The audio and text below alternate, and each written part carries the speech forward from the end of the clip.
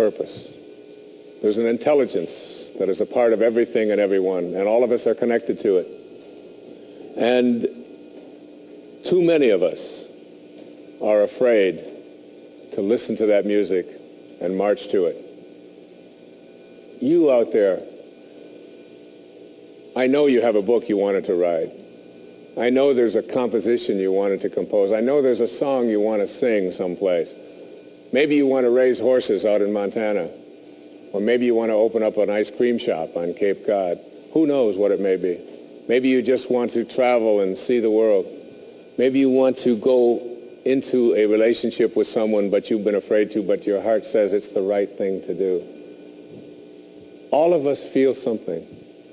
And in Leo Tolstoy's famous novel, The Death of Ivan Ilyich, he asks this question that would be terrifying to me. He says, as he has his accountant from Moscow lying on his deathbed, contemplating the horror of this question, what if my whole life has been wrong? I've known what my music is. It's playing right now.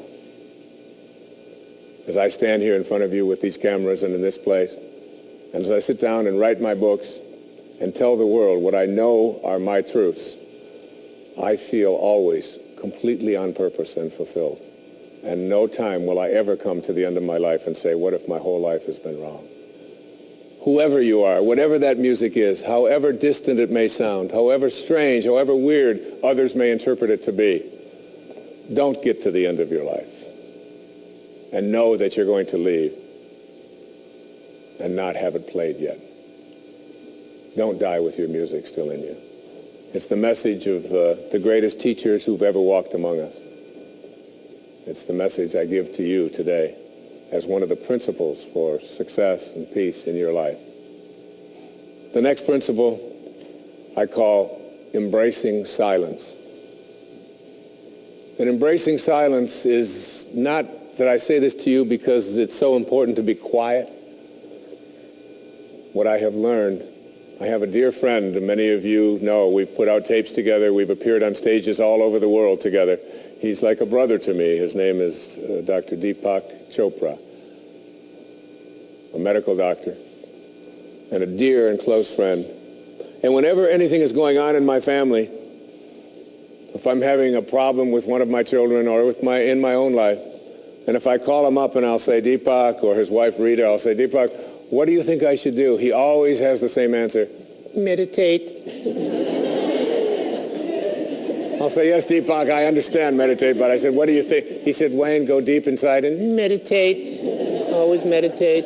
I'll say, will you put Rita on? Wayne, meditate. I say, all right. And you know, I've learned a lot in meditation. But what I know most about getting quiet and getting peaceful is this, that there's only one power in the universe, and it doesn't matter what you call it. You can call it soul, spirit, consciousness, God. You can call it Louise. You can call it anything that you want. But as Alan Watts said, you can't get wet from the word water. It's not what we call something that gives it its substance. And this one power, this one force that flows through everything and allows everything to be is indivisible. You can't cut it in half. You can't divide it. It's one. It's knowing the one. And everything in your life is almost always given a division. Male, female, young, old, tall, short, black, white, good, bad, up, down. These are all dichotomies. These are all these splits that we all have in our lives. The whole physical world that we live in and are immersed in, it's always immersed in this division. I used to teach a course at St. John's University in New York, and I used to tell my students when I was trying to teach this principle, anybody who can come to class and bring with them a magnet that only has a North Pole, I'll give you an A in the course. You don't ever have to attend another class. And no matter how thin they would slice that magnet, there was always the South Pole, because the physical world is made up of dichotomies. But we have to learn to fuse the dichotomies. And in fusing the dichotomies and blending the one, that's what silence does for us. That's why embracing silence is so powerful. Because no matter how many times you cut silence in half, it's like zero. You still only get silence. In Zen, they say it's the space between the bars that holds the tiger. And it's the silence between the notes that makes the music. These words that are coming out of my mouth right now come out of the silence. And finding that silence and embracing it means that you go to the place within you that you cannot divide. Just like you can't divide the source, the one, the spirit. You can't divide that either. It's only one. So when you go into your silence and you begin to practice meditation and you begin to make this a part of your life and embrace silence, what you discover is this is where you'll come to know your source. You'll make conscious contact with your source.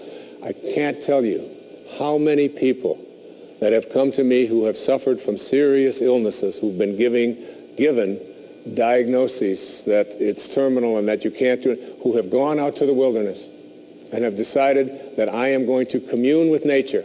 And the transcendentalists, Thoreau and Emerson, they believed that nature was our source and that we were all products of nature. And if you can get back to your source, if you can get back to that feeling of being with spirit, that's where healing can take place. And I've had wonderful stories of people who've told me that it was when I began to embrace that silence that I began to feel more connected to my source. Embrace silence because it's a way to come to know God, to know your source. Both are indivisible. And the only experience you can have in your daily life that even comes close to a spiritual awakening is silence. The next principle I call giving up your personal history. And I learned it from a man named Carlos Castaneda, who once said that one day, he said, I finally realized that I no longer needed a personal history. And just like drinking, he said, I gave it up. And that, and only that, has made all the difference in the world. You know the nice thing about giving up your personal history is that if you don't have a story, you don't have to live up to it. All of us have these bags of manure that we carry around with us called our past. And the people who have done things to us and the events and the circumstances, all of this stuff that we use and we bond to. And we bond ourselves to these wounds of our past and we identify ourselves on the basis of these wounds. And every once in a while we set it down and we reach in there and we smear it all over ourselves. And then we wonder, why does my life smell so bad? I don't understand this. When in fact, the now, this moment, merging yourself into the now means that you may have been in a relationship. I had a woman from Holland who came over to see me whose husband had left her after 25 years. She had 4 children and she just had been on the verge of suicide. And she was losing weight and she was depressed and she was taking all kinds of drugs for it. And she was getting sicker and sicker because she just couldn't get over it. And she came to a book signing that I was doing at a bookstore down in Florida. And she said, you've got to say something to me. You've got to say something to me that will help me to get over this. And I told her this line. I said, give up your personal history. Merge yourself here, now, into this moment. And those 25 years are something, if you want to understand how to do it, think of your past as, this hat. And this is your past. Now, you can't just set this thing down over here and walk away from it and give up your personal history because you'll always have it there to look back at. What you do is you pick up your past and you embrace it. You understand it, you accept it as I had to go through these things that I had to go through in order for me to get to this place today. And the evidence for that is that I did. You don't need any more evidence. You did. And then you toss it. You toss it. You embrace it and you toss it. and you merge into the now by giving up your attachment. And some of you have heard me use the metaphor of the wake. Alan Watts talked about the wake is not what drives the boat. The wake is just a trail that is left behind. That's all it is. And so is the wake of your life. And the wake doesn't make the boat go, and neither does the wake of your life, the reason why your life is going in the direction that it is. The wake is a trail that is left behind, and it's an illusion to believe that it is the cause of your suffering or your struggles or your difficulty. Give it up. Let it go. Embrace it, understand it, get help doing that if you must, and then move into the now. The next principle I call, it's from a line of Albert Einstein. He said, you can't solve a problem with the same mind that created it. In order to work at solving these things called problems in your life, you have to change your mind. It is your mind where they live. It is your mind that created them. There is where you experience them. They're all illusions. You must change your mind. Literally rewrite your agreement with reality. One of the things I had said earlier is that one of the most difficult things to do in the world is to admit that you were wrong. Admitting that you were wrong is nothing more than saying, I have been making choices with my mind that have created things in my life that are not working. And I no longer intend to continue making those choices. I was wrong. You don't have to make a declaration of it. You don't have to go out and feel guilty about it. You just simply say, it didn't work. The relationship that I was in before, I behaved in these ways. I didn't realize that it wasn't working for me. Now I do, and this is where I choose to be now. The secret of a successful relationship is, to me, understanding that you put your attention and your energy in a person on what you love rather than what you don't love. Robert Frost said it so beautifully. We love the things we love for what they are. For what they are. Not for what they ought to be, not for what they used to be, but for what they are. So when you look into the eyes of a person you're in a relationship with, whether it's your children, you catch them doing things right as much as you possibly can. That's oftentimes takes a lot of hunting, but you'll find it. And when you think that my relationship isn't working, remember, it's in my mind. What am I thinking about that person? And if I could just change my mind and put my thoughts on what I love about this person and keep them there, that makes the relationship flourish. And there are people who go through their entire relationship history with no anger, no hatred, no bitterness, and only love. The next principle is, I call it treating yourself as if you already were what you would like to become. In other words, you get out in front of your life and you see yourself as having already what you know you'd like to have and deserve to have. My children know how to do this perfectly. I have a daughter who wanted a prom dress, and the prom dress was way outside the budget that I thought a prom dress should be. Well, I thought a prom dress shouldn't cost over $20, so I do have a problem, right? But I upped it to somewhere around $250. I don't know how much, whatever. To me, it was still more than I paid for my first house, okay? But at any rate, she called and said, Dad, this is the only prom dress I could wear. I've got to wear this prom dress. If I don't wear this prom dress, it's just on and on and on with this wonderful. You know, I saw a wonderful book about how to raise teenage daughters. The title of it is Get Out of My Life, but first drive me and Cheryl to the mall. All right, that's the actual title. It's a good book. And so I told Serena, I said, it's just beyond the budget. I've got a certain amount of money that I'm willing to put for it. And she said, but I've already seen myself wearing it. I've already tried it on. I have a picture of myself in the dress in my living room, and I've already showed it to the guy who was taking me to the prom. I mean, it was this whole thing about, and she already saw herself in it. I said, well, if you see yourself in it, then you're going to have to also see yourself as earning the difference between what I'm willing to pay.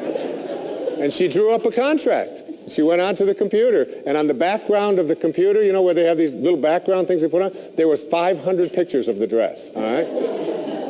And she signed a contract and said, I'll babysit, I'll do this, I'll do that, and I will pay the dividends. And she did. And she wore the dress because she understood that you treat yourself as if you already are what you'd like to become. There's a genius in you. You have to treat yourself as if you already were that genius. There's something you're completely capable of. See yourself as already there. Then you'll act upon those thoughts because the ancestor to every action, said Emerson, is a thought. The next principle is called treasuring your divinity. Treasuring your divinity. There's a wonderful observation that I saw from Emerson in Self-Reliance.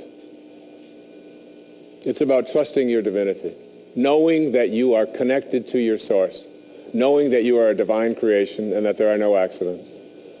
He said, a man should learn to detect and watch that gleam of light which flashes across his mind from within, more than the luster of the firmament of bards and sages. Yet he dismisses without notice his own thought because it's his own. In every work of genius, we recognize our own rejected thoughts. They come back to us with a certain alienated majesty. We often reject our thoughts, and we see the things that we think of as grand and as genius, and we reject them because they're our own. Treasuring our divinity instead of being terrified of it. Knowing that I am always connected to my source. There is no way that I cannot, because it is in you, and I am in you, and you are in me, and you can never be separated from it. There is no place that this source is not. It grows everybody's fingernails. It beats everybody's hearts. It digests everybody's foods. It opens all the flowers, and you're always connected to it. And finally, the last principle I call wisdom is avoiding all thoughts which weaken you. You know, every thought has an energy, just like everything else in the universe. And if you have a thought of shame, it will weaken your muscles. And what is your heart but a muscle? If you raise a child to believe in shame and feel ashamed of themselves, every time they think that shameful thought, they will be weakened.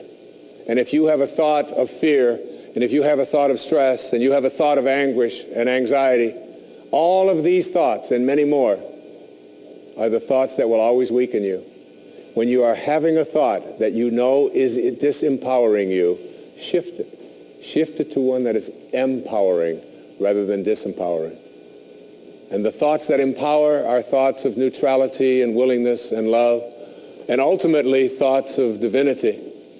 And when you see a troubled person who is out there struggling at the highest level of unity consciousness or God consciousness or spiritual consciousness, you recognize yourself in all that you see.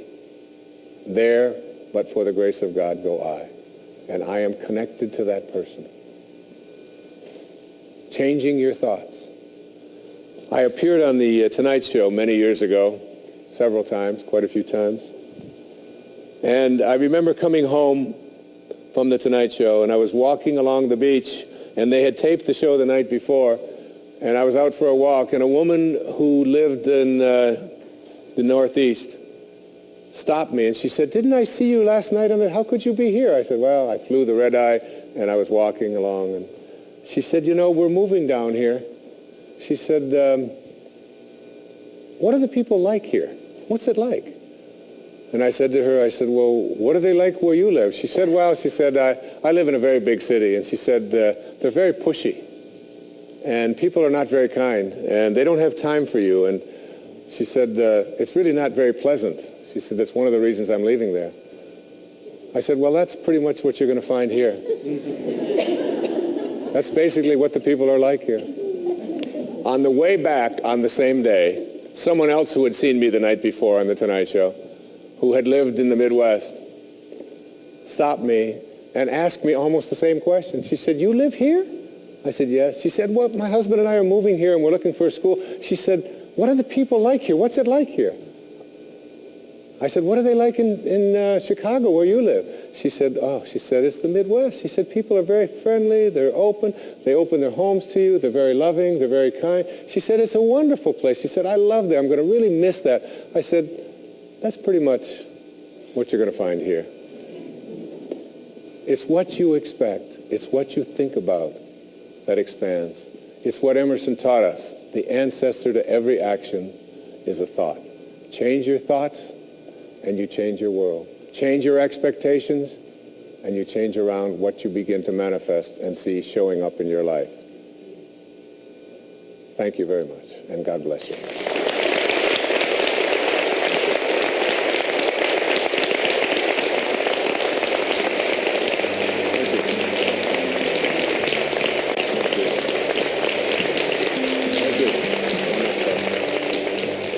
Coming up next, a special bonus segment. Dr. Dyer shares more teachings and stories about success and inner peace.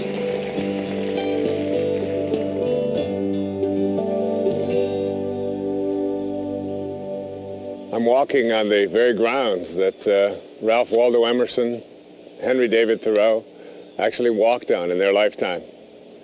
And one of the most important things that Emerson said to all of us is that the whole course of things is to teach us faith. And teaching us faith isn't really about teaching us religion as much as it's teaching us faith in ourselves, a belief that we are connected to something that is greater and grander than all of us, and that which we are connected to is divine, that we are all divine beings, and that each and every one of us ought to really consider very strongly treating ourselves that way at all times in our lives, recognizing the importance of our own thoughts, reminding ourselves that what we think about is what expands into our lives, and that our thoughts are the most powerful force that we have. They're our connection to eternity, so that each and every one of us should be remembering what Emerson and Thoreau and Louisa May Alcott and so many of those people who lived right here wrote about and talked about and encouraged us to form a transcendent view of ourselves and of our world. One of my very favorite words that was invented by a man who was a great teacher of mine, his name was Carl Jung. He called it synchronicity. And it's a term that reflects sort of a place where you can get to in your life where you can have a